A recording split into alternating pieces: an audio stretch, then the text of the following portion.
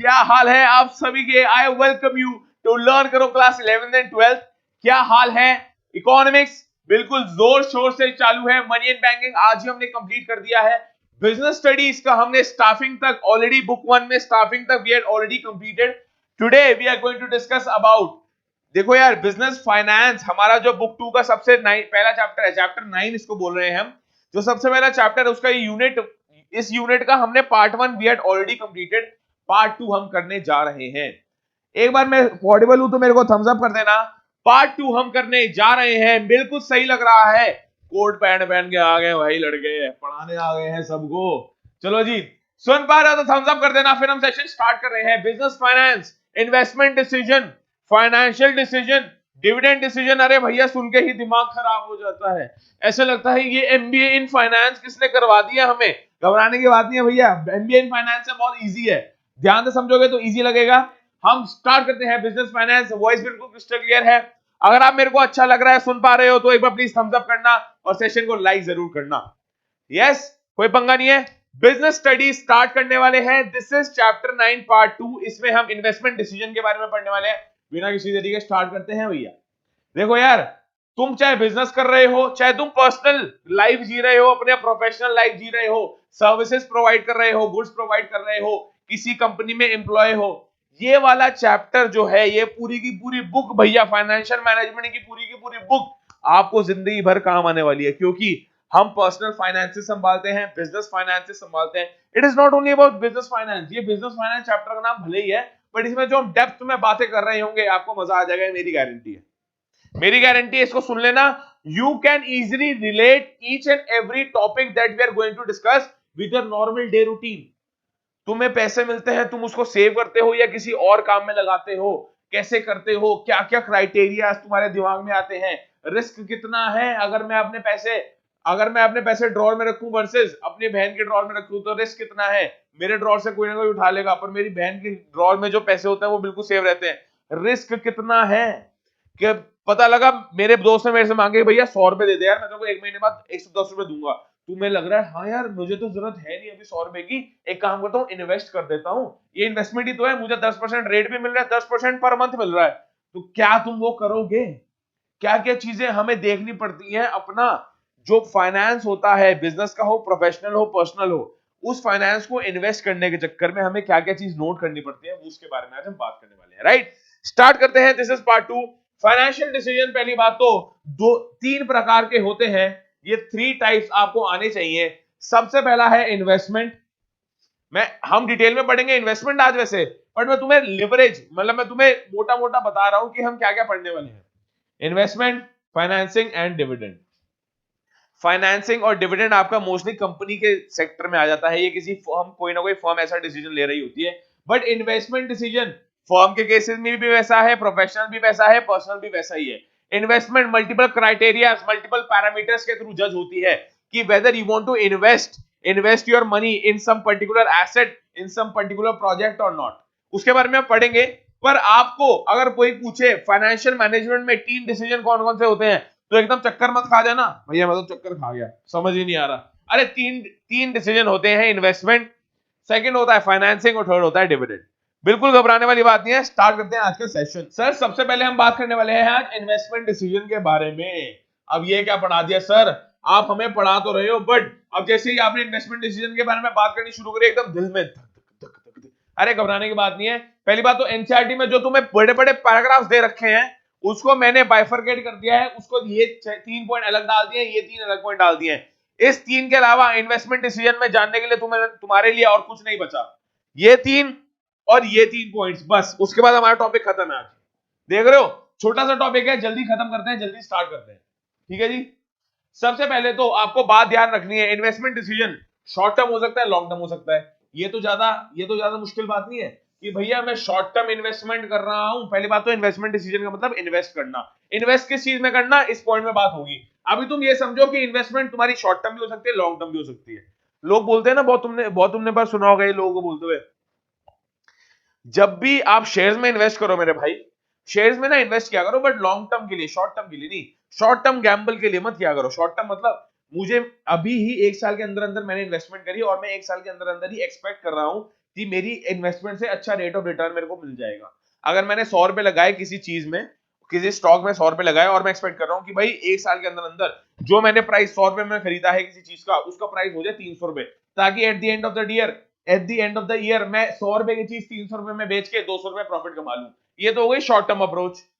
एक हो गई नहीं कोई बात नहीं, मैं वेट कर लूंगा 10 साल 20 साल तक मेरे जो शेयर्स मैंने खरीदे हैं वो मेरे पास ही रहने वाले हैं, मैं एकदम उन पे स्विच नहीं मारूंगा, मैं उन पे एकदम खेलूंगा नहीं, खेलूंगा मतलब एकदम उनको बेचूंगा नहीं, एकदम उनके साथ ट्रांजैक्शन नहीं करूंगा, मैंने एक बार चीज संभाल के रख दी भाई। तो तुम समझ रहे हो ये क्या है, लॉन्ग टर्म अप्रोच है। शॉर्ट टर्म हो सकते हैं, लॉन्ग टर्म हो सकते हैं, राइट। चलो जी एक बार इसको म्यूट करते हैं, फिर बात आगे करते हैं बात। The investment decision relates to how the firm's funds are invested in different assets. वाह जी वाह, मजा आ गया, मजा आ गया। सर इन्वेस्टमेंट डिसीजन क्या बताता है कि फर्म्स के फंड्स या फाइनेंस लिख लो, या इनको तुम मनी भी लिख सकते हो, या इनको तुम लिख सकते हो मनी, वो कहां पे इन्वेस्टमेंट होना चाहिए, डिफरेंट एसेट्स में होना चाहिए, डिफरेंट प्रोजेक्ट्स में होना चाहिए, मल्टीपल चीजें हमें देखनी होती है। इन शॉर्ट एक फर्म के फंड्स, एक फर्म का फाइनेंस, एक फर्म का मनी कहां पे इन्वेस्ट होना चाहिए, उसको इन्वेस्टमेंट डिसीजन बोलते हैं। ये भी हो गया, ये भी हो गया। देखो दो दो तीन, 6 में से तुम्हारे 3 ईयर है, 3 ईयर है, 6 में से 2 पॉइंट खत्म भी हो गए, समझ आ रहा है। अ long term investment decision is also called a capital budgeting decision. हमने बोला इन्वेस्टमेंट डिसीजन लॉन्ग टर्म भी हो सकता है, लॉन्ग टर्म को दूसरा नाम क्या बोल रखा है इन्होंने, कैपिटल बजटिंग डिसीजन। अभी हम आने वाले टाइम में एक दो क्लासेस के बाद शायद नेक्स्ट क्लास भी हो सकती है, वो पढ़ने वाले हैं what are the factors affecting capital budgeting decisions. तो घबराना मत सुन के कि भैया कैपिटल बजटिंग ये तो पढ़ा हुआ नहीं, अरे factors affecting capital budgeting decision मतलब factors affecting long term investment decisions, बस इतना सी बात है। It involves committing the finance on a long term basis. बताया अभी, एग्जांपल दे दिया, ये इतना इतना भैया लिखने की जरूरत नहीं है हमें, हाँ हमें कॉमन सेंस है, समझ आ गया। For example making investment in a new machine to replace an existing, ये क्या है, ये तुम्हारे हिसाब से लॉन्ग टर्म है या शॉर्ट टर्म है, जल्दी बताओ। फॉर एग्जाम्पल तुमने एक इन्वेस्टमेंट करी मशीनरी में, एक नई मशीनरी खरीदी, पुरानी मशीनरी रिप्लेस कर दी, तो इज इट लॉन्ग टर्म और इज इट शॉर्ट टर्म? मेरे हिसाब से इट इज लॉन्ग टर्म, क्योंकि तुमने जो इन्वेस्टमेंट करी है वो तुम्हारे पास मशीन, ऐसा अज्यूम करके हम चल रहे हैं कि काफी reasonably longer period of time तक रहने वाली है, शॉर्ट पीरियड तक नहीं रहने वाली। उस मशीन का यूटिलाइज तुम काफी दिनों तक कर रहे होगे, काफी सालों तक इनफैक्ट कर रहे होगे, तो यस ये पूरा का पूरा मैं मानूंगा लॉन्ग टर्म डिसीजन है। वन और acquiring a new fixed asset of opening a new branch etcetera, मतलब और सारे एग्जांपल देख रहे हैं भैया, तुमने एक न्यू ब्रांच खोल दी अपने बिजनेस की, या तुमने एक नया फिक्स्ड एसेट खरीदा है, तो ये सारे के सारे लॉन्ग टर्म डिसीजन या कैपिटल बजटिंग डिसीजन के, लॉन्ग टर्म इन्वेस्टमेंट डिसीजन और कैपिटल बजट डिसीजन के एग्जांपल्स हैं, right. These decisions normally involve, तो यार these decisions मतलब ये अभी भी लॉन्ग टर्म की बात कर रहा है, normally involve huge amounts of investment and are irreversible except at a huge cost। बताता हूं इसका मतलब क्या है। Therefore once made it is often almost impossible for a business to wriggle out of such decisions। मान लो तुमने कहा भैया मेरे को तो एक फैक्ट्री, हमारी एक फैक्ट्री ऑलरेडी चल रही है, एक फैक्ट्री मुझे और ओपन करनी है, एक फैक्ट्री मुझे और ओपन करनी है, तो भैया उसमें मेरे को क्या लगेगा, उसमें मेरे को कैश लगेगा, एक बिल्डिंग लगेगी और कुछ ना कुछ रहने के लिए घर लगेंगे, को हाउसिंग स्पेस चाहिए मेरे को। को हाउसिंग स्पेस मतलब यार ये बिल्डिंग को जो बनाएगा आदमी, लेबर बनाएगी, लेबर को रहने के लिए जगह चाहिए, लेबर को रहने के लिए इंफ्रास्ट्रक्चर चाहिए। मान लो किसी आइसोलेटेड एरिया में तुम्हें फैक्ट्री खोलनी है, सबसे पहले तुम्हें कैश लगाना पड़ेगा। कैश से क्या मिलेगा? कैश से मिलेगा भैया बिल्डिंग, बिल्डिंग का लैंड तो लोगे या बिल्डिंग कंस्ट्रक्ट करोगे, कंस्ट्रक्शन के वर्कर्स कहाँ रहेंगे, किसी हाउस में रहेंगे, किसी इंफ्रास्ट्रक्चर फैसिलिटी में रहेंगे, तुम समझ रहे हो। तो अब मान लो तुमने 10 करोड़ की जमीन खरीद ली, जमीन बोल देते हैं इसको या लैंड बोल, अब मेरे हिसाब से ये लॉन्ग टर्म है। लॉन्ग टर्म इसलिए क्योंकि ये डिसीजन इरिवर्सिबल है, तुमने 10 करोड़ रुपए ऐसे ही नहीं लगा दिए, बहुत सोच समझ के 10 करोड़ रुपए किसी चीज में इन्वेस्ट करे हैं, उस इन्वेस्टमेंट को, अब यार लैंड में इन्वेस्टमेंट करना भी तो एक लैंड में इन्वेस्ट करना भी तो एक इन्वेस्टमेंट डिसीजन है, तो यार तुम्हें इस इन्वेस्टमेंट को रीप करना है, इस इन्वेस्टमेंट का फुलर यूटिलाइजेशन करना है, तुम्हें देखना है कि जो तुम 10 करोड़ रुपए इन्वेस्ट कर रहे हो क्या वो सही जगह यूज हुए हैं, ये रिवर्सिबल है। ये नहीं कि आज मैंने 10 करोड़ रुपए इन्वेस्ट कर दिए और मैं कल कहूं नहीं सर मैंने डिसीजन चेंज कर लिया, 10 करोड़ रुपए वापस दो मेरे को, मेरी 10 करोड़ रुपए मेरे को वापस दे दो, मेरी आपकी जो अपनी जमीन है ना वो वापस ले लो। तो तुम ये नहीं कर सकते ना, तुम ये इसलिए नहीं कर सकते क्योंकि एक तो पहली बार ट्रांजैक्शन होने के बाद ऐसा कोई इरिवर्सिबल वाला कोई क्लॉ नहीं होता, सॉरी मतलब कोई क्लॉज होता ही नहीं कि यार अब जमीन वापस कर दो और अपने पैसे वापस दे दो, कोई अनलेस एंड अनटिल तुम्हारा कोई जानने वाला तुम्हें जमीन ना बेच रहा हो। तो ये बोल रखा है जितने भी हमारे लॉन्ग टर्म डिसीजन होते हैं, क्रक्स जिस्ट इतना है, जितने भी हमारे लॉन्ग टर्म डिसीजन होते हैं वो सारे सारे इरिवर्सिबल होते हैं and it includes huge cost. और चाहे बिजनेस कितना भी चाहे उसके साथ भैया छेड़छाड़ नहीं हो सकती। 10 करोड़ की जमीन ले ली तो ले ली, उसके बाद तुम उसके साथ ज्यादा छेड़छाड़ नहीं कर सकते, इरिवर्सिबल होते हैं, ह्यूज कॉस्ट मेंटेन करते हैं। ठीक है जी, बिल्कुल सही है। अब हम बात करते हैं फैक्टर्स अफेक्टिंग कैपिटल बजटिंग। वाह जी वाह, वाह, मजा आ गया। तो मेरे को समझ आ गई है आज हमारा जो टॉपिक है वो इन्वेस्टमेंट है। इन्वेस्टमेंट डिसीजंस तो है, पर इन्वेस्टमेंट किस प्रकार की इन्वेस्टमेंट है? Long term investment. किस प्रकार की है भैया? Long term investment decision. ठीक है जी, लॉन्ग टर्म इन्वेस्टमेंट डिसीजन प्रकार का है ये, तो इसको हम एक बार पढ़ लेंगे।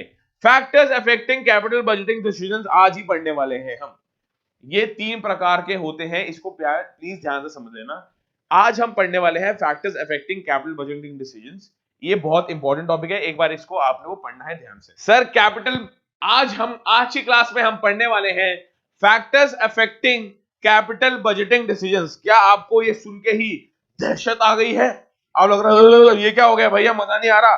कैपिटल बजटिंग क्या होता है? अरे कैपिटल बजटिंग कुछ नहीं होता, लॉन्ग टर्म इन्वेस्टमेंट डिसीजंस होते हैं।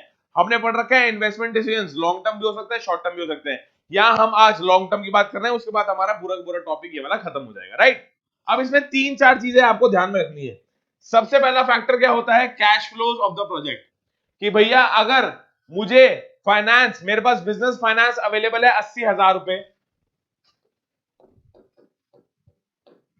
अब तो नया टर्म आ गया 80K subscribers. He has got 80K money, we have got 80K money, मतलब 80K मतलब 80,000 मनी है हमारे पास। अब क्या तुम ऐसा कोई प्रोजेक्ट लोगे जिसमें कैश फ्लो, जिसमें इनफ्लो ही 1 लाख रुपए मांग रहा है? मतलब तुम्हारे पास इन्वेस्टमेंट करने के लिए तो है 80K, और तुम्हें एक प्रोजेक्ट में एंट्री लेनी है, तुम्हें एक प्रोजेक्ट में इन्वेस्टमेंट करनी है, उस प्रोजेक्ट में कैश की कितनी जरूरत है? 500K, 5 लाख रुपए की जरूरत है। तो क्या तुम उस प्रोजेक्ट को ले सकते हो? ऑब्वियसली नहीं ले सकते। तुम तो वही लोगे ना भैया जो तुम्हारी लिमिट के अंदर होगा, तो वही बता रखा है। When a company takes an investment decision involving huge amount, it expects to generate some cash flows over a period.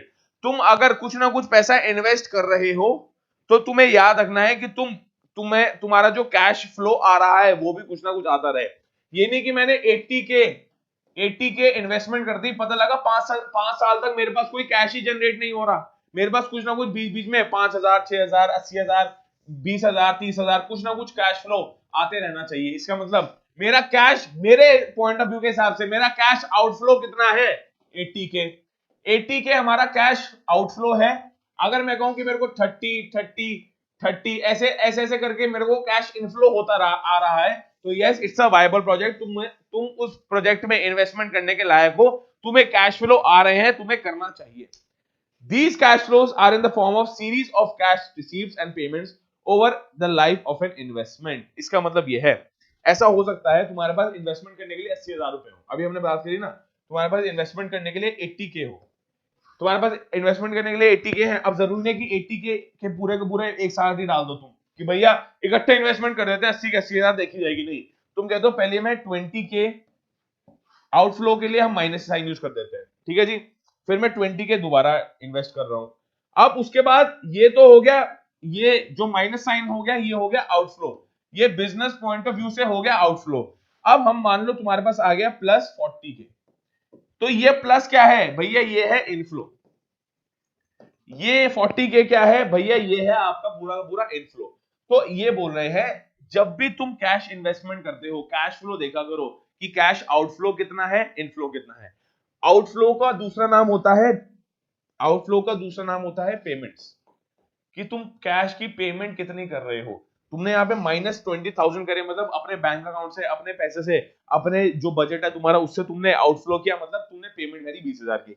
Similarly inflow का दूसरा मतलब होता है रिसीट्स, कि हाँ तुम्हें टाइम पर टाइम आए जा रहे हैं, कितने, पहले 40,000 आए, मान लो फिर 10,000 आए, तो ऐसे करते करते तुम्हारे पास कुछ ना कुछ cash flow over the period of time आता जा रहा है।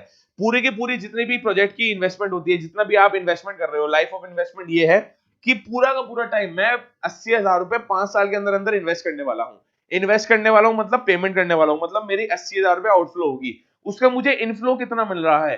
अगर inflow is greater than outflow. अगर मैं 80,000 रुपए किसी प्रोजेक्ट में कैश लगा रहा हूं और मेरे को 1000 मतलब मेरे को 1 लाख रुपए मिल रहे हैं, 80,000 रुपए मैंने लगाए, 1 लाख रुपए मुझे टोटल लाइफ स्पैन में मिल रहे हैं, इसका मतलब यस आई एम प्रॉफिटेबल।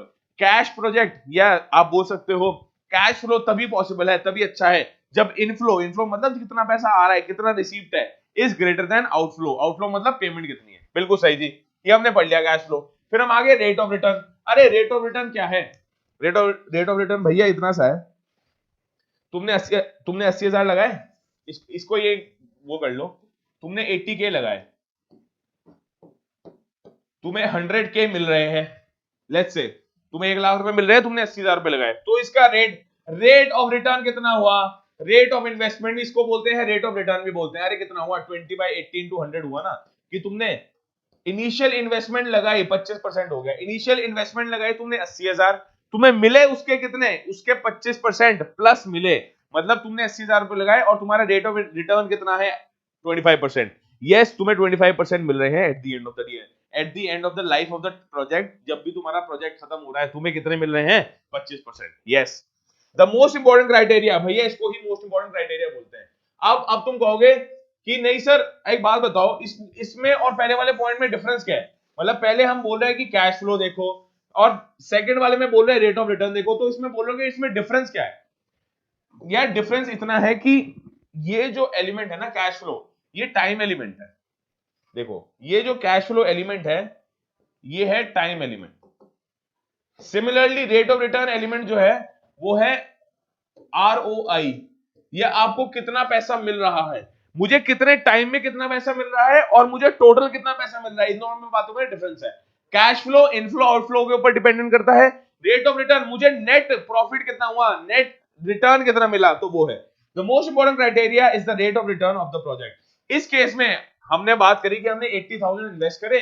अब मेरे पास दो केस है, मेरे को मिल रहे हैं 100K और मेरे को मिल रहे हैं 120K। अब ऑब्वियसली जब मेरा आउटफ्लो 80,000 है तो मेरा ROI इसमें ज्यादा है, रेट ऑफ रिटर्न इसमें ज्यादा है, जो 100K मिल रहे हैं इसमें रेट ऑफ रिटर्न कम है, तो मुझे लॉजिकली तो इस डिसीजन के साथ जाना चाहिए ना जिसमें मेरे को 120K मिल रहा है।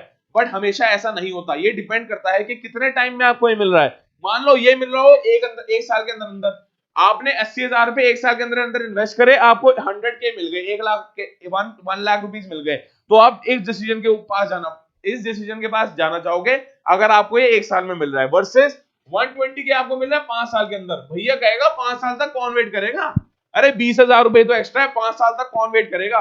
इसलिए बोलते हैं जब भी हम लॉन्ग टर्म कैपिटल डिसीजन की बात करते हैं, सॉरी कैपिटल बजटिंग डिसीजन की बात करते हैं slash long term investment decisions की बात करते हैं, तो सिर्फ रेट ऑफ रिटर्न नहीं देखते, कैश फ्लो भी देखते हैं, किस टाइम पे मुझे कितना पैसा मिल रहा है, टाइम एलिमेंट भी देखते हैं, ROI भी देखते हैं। अब इसके केस में ROI इससे ज्यादा है बट टाइम तो इसका बहुत ज्यादा है, भैया इतना वेट कौन करेगा?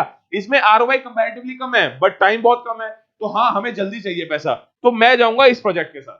समझ आ गई बात? सही है जी। These calculations are based on the expected returns from each proposal and the assessment of risk involved। भैया कितना रिस्क है? मान लो अब तुम्हें कोई कहे, इसका एग्जांपल लेते हैं, ये सारे के सारे एग्जांपल लेके तुम्हें बेटर समझ आएगा। इसका एग्जांपल ले लेते हैं, ग्रीन से लेते हैं थोड़ा सा ना, देख लो। अब मैंने तुम्हें बोल दिया 80,000 रुपए तुम्हें इन्वेस्टमेंट करनी है, इसको तुम बोलते हो आउटफ्लो, ठीक है जी। अब ये क्या बोल रहा है? Rate of return.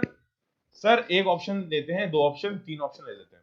एक में तुम्हें 100K मिल रहे हैं, एक में तुम्हें 120K मिल रहे हैं, और एक में तुम्हें 150K मिल रहे हैं। याद रखना, जितना रेट ऑफ रिटर्न हाई होगा उतना ज्यादा रिस्क भी होगा। बोलते हैं ना, higher the risk higher the return, जितना रिस्क लोगे उतना प्रॉफिट में रहोगे। ये बात हमेशा जरूरी नहीं है, ये बात उस केस में भी जरूरी है कि आप जितना रिस्क लोगे उतना प्रॉफिट मिल सकता है, जितना रिस्क लोगे उतना लॉस भी हो सकता है भाई जी। मतलब बोल रहे हैं 100K का रिस्क कम होगा, फिर थोड़ा सा ज्यादा हो जाएगा, ये बहुत ज्यादा हो जाएगा, तो हमें रिस्क के हिसाब से लेना है। ये तो नहीं कि हम 80,000 इन्वेस्टमेंट करने के लिए तो रेडी हैं, हम इस चक्कर में आ गए बट भैया हमारे पैसे ही डूब गए, पता लगा 150K हमें मिले ही नहीं कभी, 80,000 भी गए, 150K भी नहीं मिले, हमने इतना ज्यादा रिस्क ले लिया। तो रिस्कीनेस ऑफ द प्रोजेक्ट, की एक प्रोजेक्ट कितना रिस्की है, ये मल्टीपल फैक्टर्स के ऊपर डिपेंड करता है। ये credit worthiness of the proposal के ऊपर डिपेंड करता है, ये फ्यूचर ट्रेंड्स के ऊपर डिपेंड करता है, ये कस्टमर प्रेफरेंसेस के ऊपर डिपेंड करता है। इसके मल्टीपल फैक्टर्स हम पढ़ सकते हैं, वो हम पढ़ रहे होंगे इसी चैप्टर में, राइट। और लास्ट है इन्वेस्टमेंट क्राइटेरिया इन्वॉल्व। अब हमें डिफरेंट डिफरेंट टेक्निक्स निकालनी है। अभी तो हमने ऑलरेडी टेक्निक्स पढ़ ली है भैया। Cash flow is one technique, rate of return is one technique, कितना रिस्क है इज वन टेक्निक, और एक और है there are different techniques to evaluate investment proposals which are known as capital budgeting techniques। In techniques के बारे में detail में एनसीईआरटी में नहीं दे रखा है, बट आप कहोगे तो हम इसमें पढ़ लेंगे, कोई घबराने वाली बात नहीं है। ये आपको बीकॉम और एमबीए में 100% पढ़ाई जाती है, हमें पढ़ाई गई थी, इसलिए मेरे को पता है। These techniques are applied to each proposal before selecting a particular project। आपका यार पूरा का पूरा एक अलग से आपका एक अलग पूरा कोर्स होता है, और उस कोर्स का नाम होता है मैनेजमेंट अकाउंटिंग। मैनेजमेंट अकाउंटिंग में आपको ये सारे के सारे डिसीजन, इन्वेस्टमेंट डिसीजन को कैलकुलेट करना पड़ता है। फिर आपका बीकॉम ऑनर्स में एक और सब्जेक्ट होता है cost accounting. Cost accounting, management accounting, उन सब में investment decision, financial decision, dividend decision, इनको बहुत डिटेल में डिस्कस कर रखा है और आप ये बीकॉम में पढ़ रहे होंगे, राइट। इसी के साथ आज का हमारा हो गया टॉपिक खत्म। इनके मल्टीपल प्रपोजल्स हो सकते हैं, इनकी मल्टीपल टेक्निक्स हो सकती है। प्रपोजल हमें कितना पैसा देगा, प्रपोजल की वायबिलिटी, हमारे पास 10 चीजें हैं, 10 प्रोजेक्ट से इन्वेस्ट करने के लिए हमें किस प्रोजेक्ट में इन्वेस्ट करना चाहिए, क्योंकि यार हमारे पास इन्वेस्टमेंट तो लिमिटेड है ना, resources in amount of money, in terms of money limited है, तो हमें किस चीज में कितनी इन्वेस्टमेंट करनी चाहिए। ऐसा भी तो हो सकता है मैं 10 प्रोजेक्ट में 10 इक्वल इन्वेस्टमेंट कर दूं, समझ लो, या मैं एक प्रपोजल में सारा का सारा इन्वेस्टमेंट डाल दूं, शायद मेरे को उससे रिटर्न ज्यादा है, तो वो टेक्निक्स हमें यूज करनी है, राइट। इसी के साथ आज हमारा काम होता है खत्म। Thank you so much everyone for joining इन। इसका हमारा पार्ट 2 हो गया है खत्म। Thank you so much everyone कि आप हमारे साथ जुड़े हैं यार। पूरा का पूरा A to Z class 12th economics plus business studies इसी पूरे के पूरे उसमें हो रहा होगा, पूरा का पूरा इसी चैनल पे आपके पास कंप्लीट हो रहा होगा। सारे के सारे नोट्स पीडीएफ फॉर्मेट में पास्ट 10 इयर्स हम कर रहे होंगे, एमसीक्यूज कर रहे होंगे, केस स्टडीज कर रहे होंगे, आपको घबराने की 1% जरूरत नहीं है। बोर्ड्स 2021 में हमारा टारगेट है भैया 100 में से 100। बोर्ड्स 2021 में सर, बोर्ड्स 2021 में हमारा टारगेट है 100 में से 100, और हम गारंटी में आपको बता रहा हूं हम कर रहे होंगे sir. Boards 2021 are target 100 out of 100 हम कर रहे होंगे। Thank you so much everyone for joining in. अगर आपने लर्न करो तो लाइव लर्निंग ऐप डाउनलोड नहीं करी है तो प्लीज यार अभी जाके कर लो। It's our own in house application यार। इस एप्लीकेशन को डाउनलोड करके आपको A to Z चीजें को बारे में पता लग जाएगा। सारे के सारे आपको नोटिफिकेशन आते रहेंगे, सारे के सारे नोट्स आपको मिल जाएंगे, A to Z आपको नोटिफिकेशन आते रहेंगे, और सारे के सारे वीडियो लेक्चर्स एडवांटेज आपको मिल रहे होंगे। लर्न करो द लाइव लर्निंग ऐप पे। It's our own in house application. हमने एप्लीकेशन खुद डेवलप करवाई है यार आप सबके बेनिफिट के लिए। आपको प्रीमियम क्वालिटी कंटेंट प्रोवाइड कराना ही यहाँ पे मेरी जिम्मेदारी है, हमारी रिस्पांसिबिलिटी, और हम कर रहे होंगे। मैं गारंटी दे रहा हूँ A to Z नोट्स आपको मिल जाएंगे, एमसीक्यूज, केस स्टडीज, सारी की सारी बिजनेस स्टडीज की आपको मिल रही होंगी।